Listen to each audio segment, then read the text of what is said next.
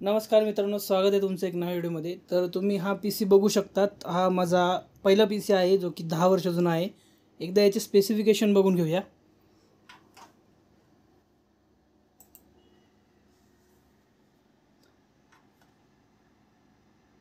तर तुम्ही बघू शकता त्याच्यात पेंटियम G3240 आहे जो की 4th जनरेशनचा प्रोसेसर आहे.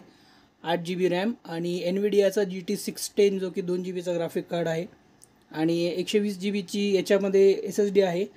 तर याच्यामध्ये आपण गेमिंग टेस्ट बघणार आहोत की हा जो सिस्टम आहे तो कॅपेबल आहे की नाही या गेमिंगसाठी. तर मित्रांनो, आपल्या गेमिंग लिस्टमधला पहिला गेम आहे टीम फोर्ट्रेस 2.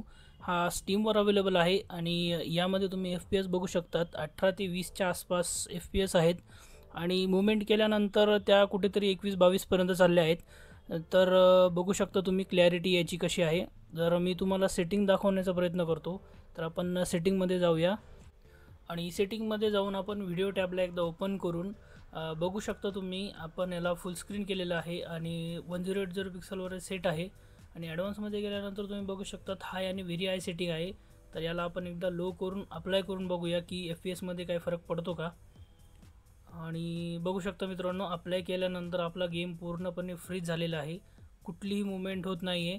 तर आता आपण काय करूया, याला एकदा क्लोज करून एकदा परत लॉन्च करूया आणि लॉन्च केल्यानंतर बघू आपण याच्यात काय FPS वाढतात, काय फरक पडतो.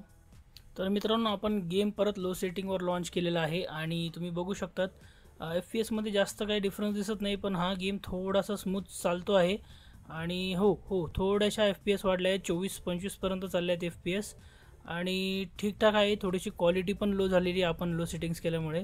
तर बघूया आपण एकदा कोणाला तरी हिट करून बघूया की काय फरक पडतो. पण मजा येत नाही यार, कारण क्वालिटी लो झालेली आहे. तर आपल्यासमोर एनिमी आलेले आहेत आणि बघूया आपण त्यांना ट्राय करून मारण्याचा. तर बघू शकता मित्रांनो, लॅग चालला आहे आणि मी मूवमेंट कुठे करतो आहे आणि हा मूव कुठे होतो आहे आपला प्लेयर. आणि बघा आपल्याला मारलेला आहे समोरच्याने.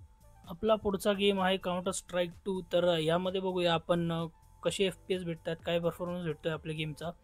आणि आपला गेम लॉन्च झालेला आहे आणि लॉन्चच्या वेळेसच तुम्ही बघू शकतात की लॅग किती चालला आहे. तरी पण आपण एकदा याचे ग्राफिक्स बघून घेऊया सेटिंगमध्ये जाऊन.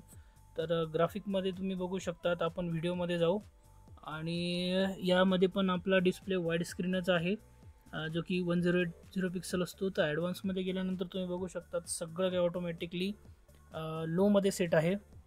आपण डायरेक्ट गेममध्ये आलो आहे मित्रांनो आणि बघू शकता तुम्ही FPS 10 ते 15च्या आसपासच फिरत आहेत आणि हा गेम प्लेएबल नाही ह्या FPSवर, कारण ऑलरेडी आपण लो सेटिंगवर आहे.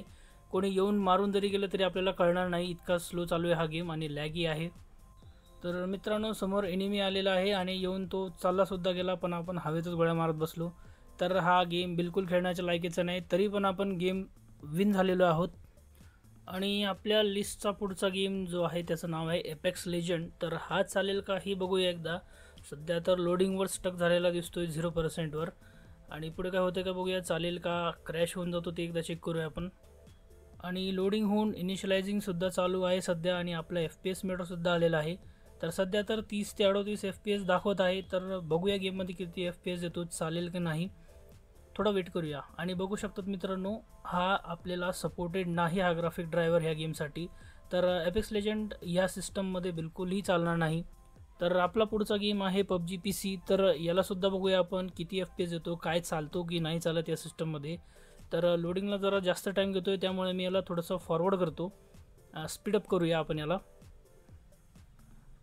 आणि स्पीडअप केल्यानंतर थोडीशी ब्लँक स्क्रीन आलेली आहे. मला वाटत नाही की हा गेम याच्यात लोड होणार, कारण खूप जरा जास्तीचा वेळ घेत आहे हा गेम. तर मित्रांनो, खूप सारा टाईमपास केल्यानंतर आपली लोडिंग स्क्रीन चालू झालेली आहे, PUBG गेम चालू झालेला आहे. तर बघूया हा अजून किती वेळ घेतो आहे आपला. तर याला पुन्हा एकदा आपण फॉरवर्ड करूया की आपला टाईम वेस्ट नको व्हायला जास्त. तर आपण फायनली लॉबीमध्ये आलेलो आहोत मित्रांनो आणि लॉबी तुम्ही बघू शकतात, खूप जास्त वेळ घेते लोड होण्यासाठी, खूप लॅगी आहे. तर आपण काय करूया, याला थोडंसं फॉरवर्ड करून डायरेक्ट गेमच प्ले करूया, कारण यांनी ऑलरेडी खूप जास्तीचा टाईम घेतलेला आहे आपला.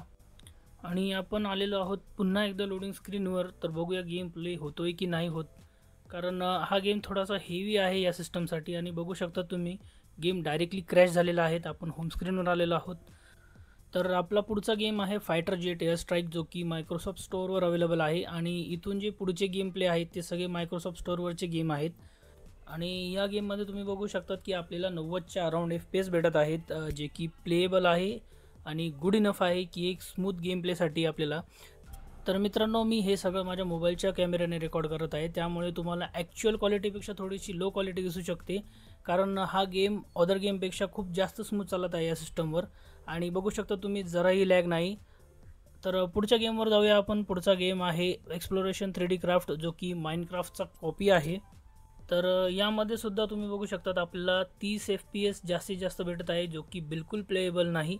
तर 30 FPS ही काय प्लेएबल गोष्ट नसते मित्रांनो, कमीत कमी 60 FPS तरी पाहिजे, त्यामुळे आपला गेम थोडा व्यवस्थित आणि स्मूथ चालतो. तर थोडे ब्लॉक वगैरे बनवून बघूया आपण, थोडंसं स्मूथनेस वाढते की नाही, काय चेंजेस होतो की नाही. तर इथे थोडीशी तोडफोड करूया, बघू शकता तुम्ही. तर 30 FPS ठीक आहे मित्रांनो, पण पुन्हा तेच की FPS प्लेएबल नसतात हे. तर पुढचा गेम आहे आपला tank force modern tank game. तर या गेममध्ये सुद्धा आपण 50 FPSच्या अराउंड आहे, जो की आपण प्लेएबल म्हणू शकतो काइंड ऑफ. तर ठीक आहे, मूवमेंट पण ठीकठाक आहे, थोडीशी स्मूथनेस पण आहे या गेममध्ये.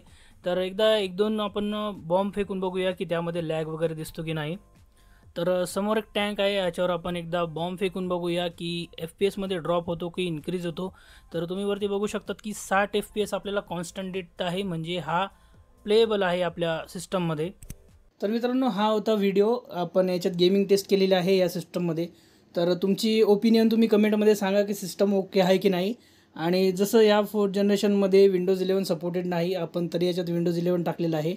तर तुम्हाला जर बघायचं असेल विंडोज 11 कसा टाकायचा याच्यामध्ये, तर कमेंट करा, आपण याच्यावर व्हिडिओ नक्की बनवू.